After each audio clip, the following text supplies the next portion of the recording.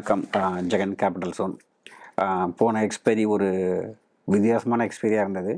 Market ரொம்ப வாலட்டைலாக இருந்தது. அப்படியே மேலே நல்ல ஒரு ரேலி மேலே போயிட்டு அப்புறம் அங்கேருந்து கீழே வந்துட்டு அப்புறம் மறுபடியும் மேலே போய்ட்டு கீழே வந்தது. ப்ரீமியோட பிஹேவியர்லாம் பார்த்திங்கன்னா ரொம்ப வித்தியாசமாக இருந்தது. காலையில் ஓப்பன் ஆகும்போது 5 மணி வந்து 250 இருந்தது. அப்புறம் ஒரு 300 போச்சு, 340 வரைக்கும் போச்சு.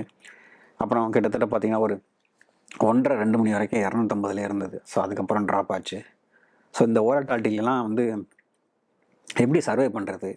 போன எக்ஸ்பைரியில் வந்து பார்த்திங்கன்னா வந்து பெரும்பாலான பேர் என்னோடய பேர் ட்ரேடர்ஸ்க்கெலாம் கொஞ்சம் சேலஞ்சிங்காக தான் இருந்தது. பட் எனக்கும் லாஸாக இருந்தது. பட் லாஸ் பார்த்திங்கன்னா வந்து ஒரு 1/4% இருந்தது. இந்த 1/4% லாஸ் எப்படி நான் மேனேஜ் பண்ணேன் அப்படிங்கிறத நான் உங்களுக்கு இப்போ காட்ட போகிறேன். இது சார்ட் வழியாக காட்ட போகிறேன். பெரும்பாலும் எக்ஸ்பைரிக்கு வந்து நான் மார்க்கெட்டில் சிஸ்டம் ட்ரேடிங் பண்ணுறதுனால நான் தொடரதே இல்லை.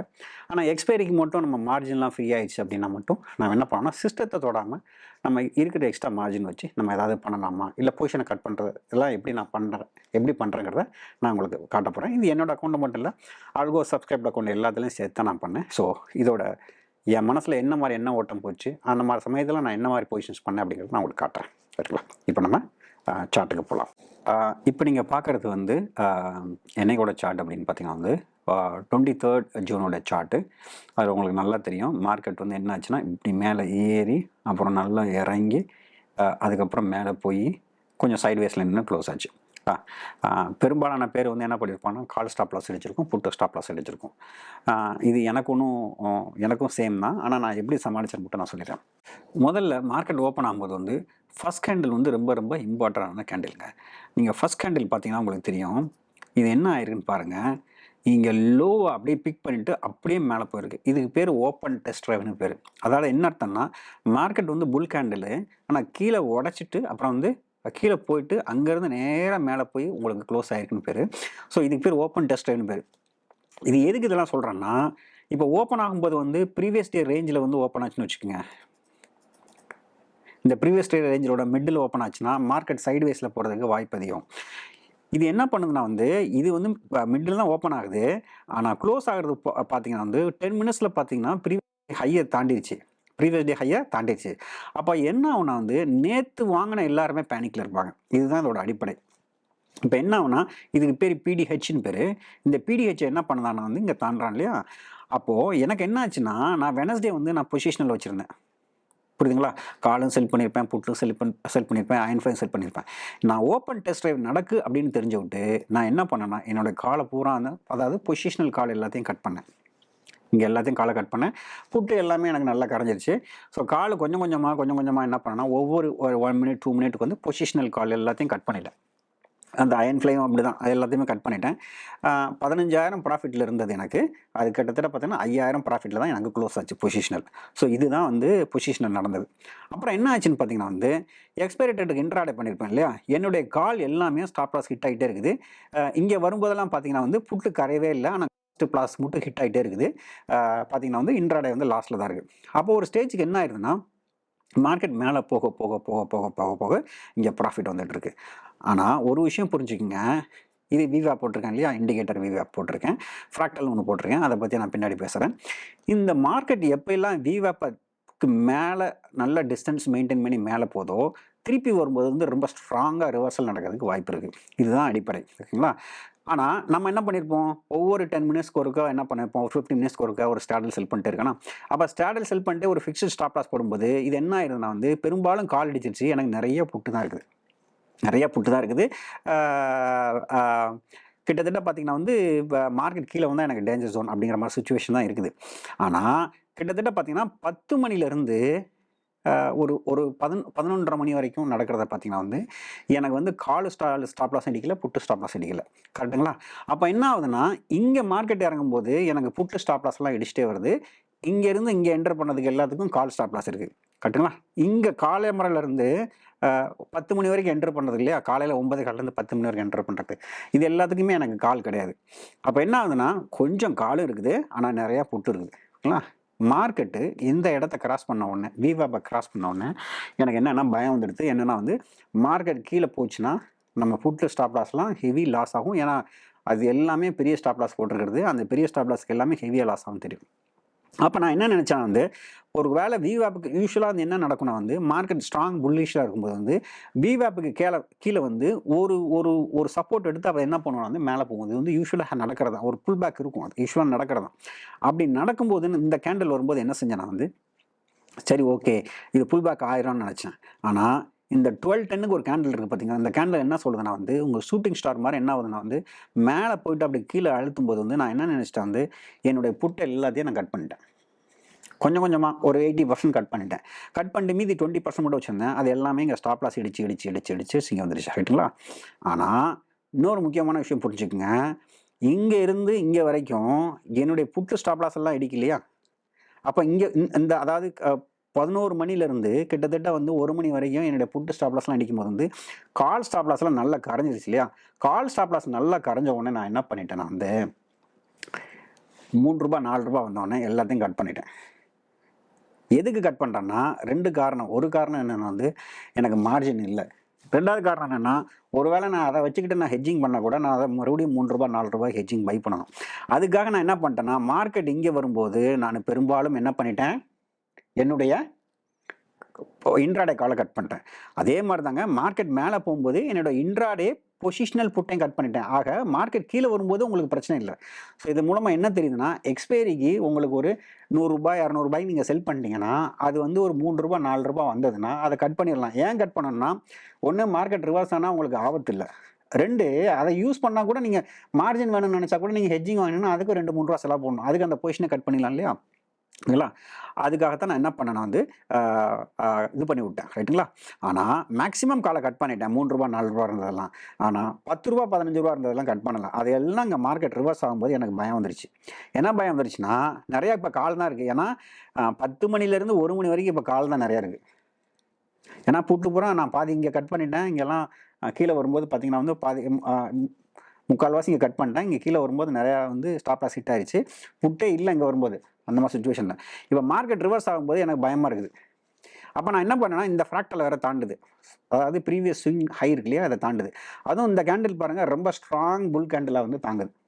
பார்த்தீங்களா? இது பாருங்க, ரொம்ப ஸ்ட்ராங் புல் கேண்டில் விக்கே இல்லாமல் தாண்டுது. தாண்டும் போது எனக்கு பயம் வந்துருச்சு. அப்போ நான் என்ன பண்ணேன்னா வந்து நிறைய கால் வச்சிருக்கிறதுனால ஒரே ஒரு கால் மட்டும் நான் என்ன பண்ணேன், 33 கால் இங்கே அடிமணி கால் வந்து கிட்டத்தட்ட ரூ. 100 வாங்கினேன் நான். ஓகேங்களா? கிட்டத்தட்ட ரூ. 100 கிட்ட இருந்தது. ரூ. 100 நான் வாங்கினேன். ரூ. 100 வாங்கினது வேகமாக மேலே போச்சு. கிடுன்னு மேலே போச்சு. அது வந்து பார்த்தீங்கன்னா ரூ. 300 போச்சுங்களா? எனக்கு நல்லா தெரியும், நான் ஒரு 10 கால் வச்சிருக்கிறேன். இந்த ரூ. 100 கால் வந்து என்னை பெருசாக காப்பாற்றாது, ஆனால் கொஞ்சம் காப்பாற்றும். உடனே நீங்கள் கேட்கலாம், நம்ம புட்டை செல் பண்ணக்கூடாதா, புட்டை செல் பண்ணி மேனேஜ் பண்ணக்கூடாதுன்னு கேட்கலாம். முதல்ல வந்து நீங்கள் ஒரு மணிக்கு 1:30 மணிக்கு மேலே போயிட்டீங்கனாலே புட்டில் வந்து உங்களுக்கு வந்து பெருசாக உங்களுக்கு ப்ரீமியம் இருக்காது. நீங்கள் அடிமணியில் போய் செல் பண்ணணும். அடிமணியில் போய் செல் பண்ணிங்கன்னா மார்க்கெட் இங்கேருந்து அப்படியே ரிவர்ஸ் ஆச்சுன்னா உங்களுக்கு என்ன ஆகும்னா பெரிய லாஸ் ஆகும். அதனால் நான் என்ன பண்ணுறேன்னா, இந்த 10 காலை காப்பாற்றுறதுக்கு 10 புட்டை செல் பண்ணுறதுக்கு பதிலாக ஒரே ஒரு கால் வாங்கிக்கலாம்.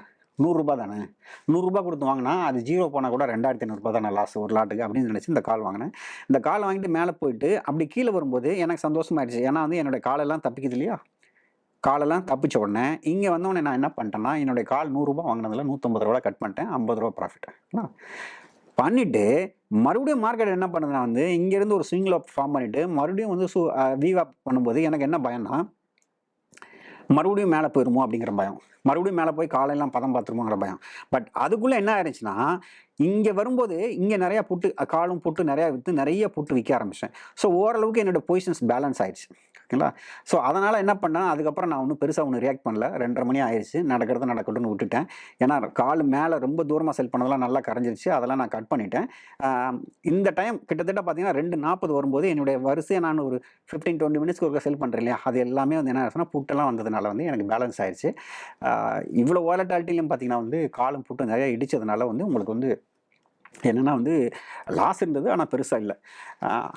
இவ்வளோ தூரம் நீங்கள் வந்து எக்ஸ்பைரிக்கு மேனேஜ் பண்ணுறீங்களா, நீங்கள் ஆக்டிவாக பண்ணுறீங்களா அப்படின்னு கேட்டிங்கன்னா கண்டிப்பாக இல்லை. இந்த எக்ஸ்பைரிக்கு மட்டும்தான். அப்படின்னா எந்த எக்ஸ்பைரிக்கு பண்ணுவீங்க, எந்த எக்ஸ்பைரிக்கு பண்ண மாட்டீங்க அப்படின்னு கேட்டிங்கன்னா வந்து என்னுடைய டெல்டா வந்து பார்த்தீங்கன்னா வந்து 150க்கு மேலே, அதாவது +150 -150 போகும்போது தான் பண்ணுவேன். பெரும்பாலும் 10க்கு 9 எக்ஸ்பைரி அப்படி நடக்காது. இந்த எக்ஸ்பைரி ரொம்ப ரேரான எக்ஸ்பைரி. அந்த 10க்கு அதாவது 150 டெல்டாக்கு மேலே, அதாவது ப்ளஸ்ஸோ இல்லை நெகட்டிவோ போகும்போது தான் நான் அதை பண்ணுவேன். அது என்னன்னு நான் உங்களுக்கு வேணால் இப்போ சொல்கிறேன். என்னுடைய கேபிட்டல் சைஸ் பார்த்தீங்கன்னா உங்களுக்கு நிறைய பேருக்கு சொல்லியிருக்கேன். அந்த கேபிட்டல் சைஸ் பார்த்தீங்கன்னா, எந்த எக்ஸ்பைரி நான் கை வைப்பேன், எந்த எக்ஸ்பைரி கை வைக்க மாட்டேன் அப்படின்னு. கேபிட்டல் பார்த்தீங்கன்னா, இப்போ என்ன கேட்குறாங்கன்னா வந்து, எந்த பாயிண்ட்ல நீங்க அட்ஜஸ்ட் பண்ண ஆரம்பிச்சீங்க அப்படின்னு கேட்குறாங்க. அது ரொம்ப எளிமையான ஒரு தான் வந்து. என்னோட கேபிட்டல் 15,00,000. நான் எவ்வளோ கேபிட்டல் இருந்தாலும் நான் வந்து பார்த்தீங்கன்னா, 15,00,000 தான் ட்ரேட் பண்றேன். உங்களுக்கு தெரியும். கிட்டத்தட்ட 70 கோடி இப்போ ட்ரேட் பண்ணா கூட பார்த்தீங்கன்னா வந்து 15,00,000 வச்சு தான் அடிப்படையை வச்சு தான் நம்ம பண்ணுறது.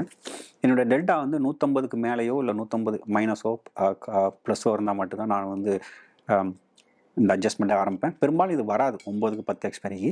என்னோடய சிஸ்டம் ட்ரேடிங்கில் பார்த்தீங்கன்னா மார்க்கெட் மூவ்மெண்ட்டுக்கு வந்து ஆட்டோமேட்டிக்காக டெல்டா 150 கீழே தான் இருக்கும். 150க்கு மேலே இருக்காது. ஒரு வேளை அப்படி இருந்தால் கூட அது ஃபேவரபுளாக தான் இருக்கும், ப்ராஃபிட்டில் தான் இருக்கும். லாஸ்ட்டில் இருக்கும்போது தான் பிரச்சனை. இப்போ 150ல் இருக்குது ப்ராஃபிட்டில் இருக்குன்னா பிரச்சனை கிடையாது. பட் 150லேருந்து லாஸ்ட்டில் இருந்தால் பிரச்சனை. இது 150ல் வந்து லாஸ்ட்டில் இருக்கும்போது இப்போ வந்து பார்த்திங்கன்னா வந்து காலமரம் எப்படி இருந்ததுன்னா வந்து மார்க்கெட் வந்து லாங் டெல்டாவில் இருந்தது. அதாவது வந்து பார்த்திங்கன்னா பாசிட்டிவ் டெல்டா இருந்தது. ஆனால் கீழே வரும்போது பிரச்சனையாச்சு. அதே மாதிரி பார்த்திங்கன்னா மதியம் 1:30 மணிக்கு பார்த்திங்கன்னா வந்து நெகட்டிவ் டெல்டா இருந்தது. ஆனால் மறுபடியும் பார்த்திங்கன்னா பிரச்சனை பண்ணுச்சு. 2 பக்கமும் லாஸ் இருந்தது. என்னென்னா இதோட அர்த்தம் என்னென்னா 150 டெல்டா இருக்கும்போது ஒவ்வொரு பாயிண்ட் ப்ராஃபிட் இருக்கும்போது வந்து 150 ரூபா ப்ராஃபிட் வரும். ஒவ்வொரு பாயிண்ட் வந்து அகைன்ஸ்டாக போகும்போது பார்த்திங்கன்னா வந்து 150 ரூபா லாஸ் வரும், நஷ்டம் வரும் இல்லையா? இப்போ கிட்டத்தட்ட 100 பாயிண்ட் மூவ் ஆகுதுன்னு வச்சுக்கோங்க பேங்க் நிஃப்டி. அப்போ 15,000 லாஸ் ஆகும். ஏன்னா ஒரு பாயிண்ட்டுக்கு 150 வந்து 100 பாயிண்ட்டுக்கு வந்து 15,000 லாஸ். 15,000ங்கிறது பார்த்தீங்கன்னா உங்கள் கேபிட்டலில் 1% ஆயிடுது. ஸோ இதுதான் இதில் உள்ள ஆபத்து. அதுக்காக தான் நான் 150 டெல்டானா ரொம்ப ஆபத்தில் இருக்குது அப்படின்னு சொல்கிறது. ரைட்டுங்களா?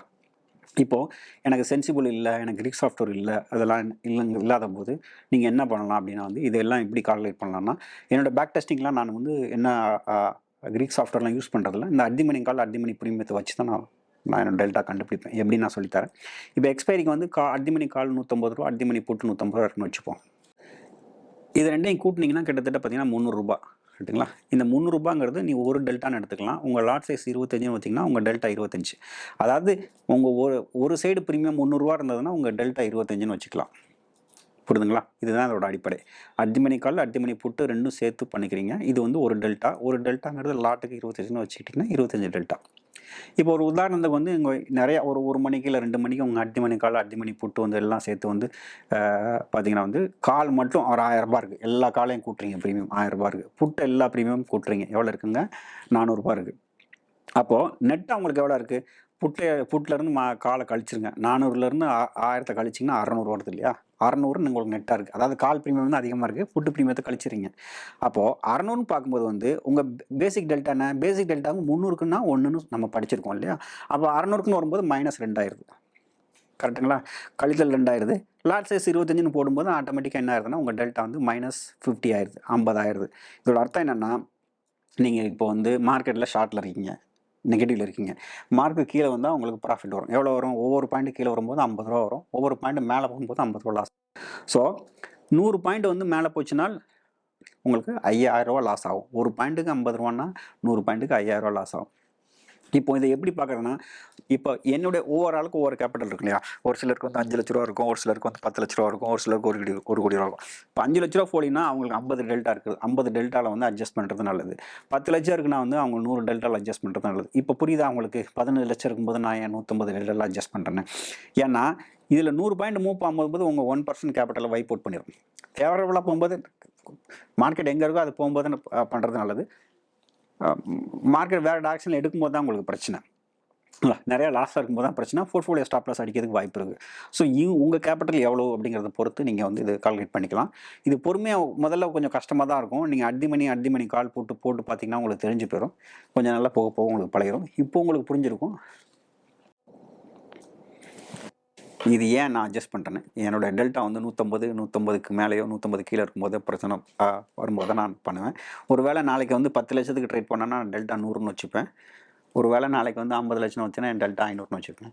ஸோ இதை பொறுத்து வந்து நம்ம இது பண்ணிக்கலாம். உங்களுக்கு கிரீக் சாஃப்ட்வேர் அதாவது கிரீக்ஸ் இருந்தால் நீங்கள் யூஸ் பண்ணிக்கங்க. இல்லைன்னா அர்திமணி கால் அர்திமணி போட்டு வச்சு இது பண்ணிக்கங்க.